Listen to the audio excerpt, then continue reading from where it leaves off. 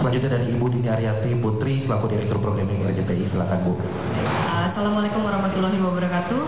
Pertama-tama Pak Gunawan Suswantoro, terima kasih banyak atas waktunya, kesempatannya. Mas Menteri dan Mbak Wamen, sebetulnya ini yang mendiskusikan dan membuat sore ini bisa dengan cepat terjadi. Ada beberapa hal yang kenapa kami rasa perlu kami luruskan. Seperti halnya AFC Under 23 ini bukanlah hak siar baru yang kami peroleh. Bahkan hak siar ini kami peroleh dari 4 tahun yang lalu.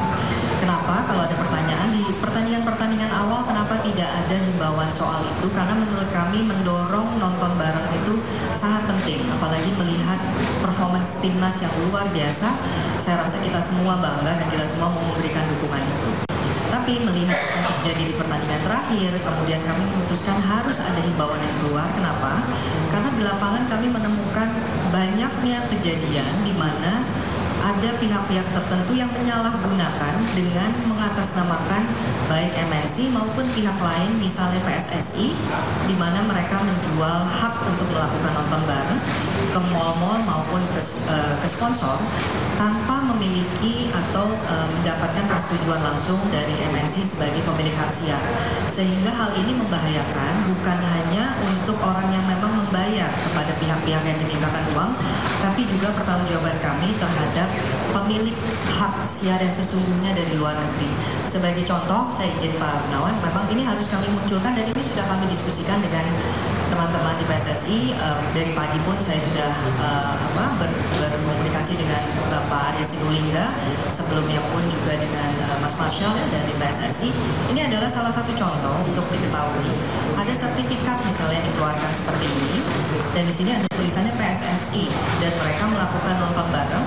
Setelah kami cek ternyata tidak ada, karena PSSI pun sangat comply sejauh ini. Setiap kali bahkan membuat nonton bareng yang sifatnya internal hanya untuk keperluan internal, mereka comply dengan surat meminta izin secara resmi karena tahu hak siar ini sesuatu yang harus kami pertanggungjawabkan kepada pemilik hak siar aslinya dari luar negeri, termasuk juga terhadap pihak AFC. Contoh lain juga, ini bentukan lain ya. Saya mohon maaf sebelumnya kepada siapapun institusi yang punya perusahaan ini salah satu contoh. Nonton bareng Indonesia dengan dikenakan masuk Rp35.000 per orang. Yang menurut kami nonton bareng itu justru sangat baik, tapi tidak boleh dikomersialisasikan.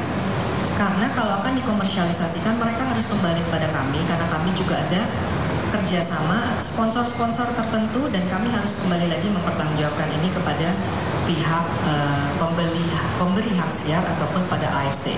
Contoh yang lain lagi kenapa kami mengeluarkan aturan tadi, mungkin kalau dibaca keseluruhan itu bukan hanya perihal hak siar, bukan perihal nonton barengnya, karena nonton bareng itu poin yang paling bawah. Justru poin di paling atas adalah bagaimana tayangan tersebut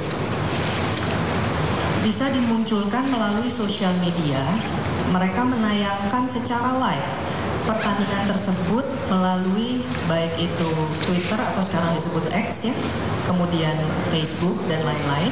Dan di sana keluar iklan-iklan berupa judi online ataupun permintaan untuk, istilahnya mereka adalah infak.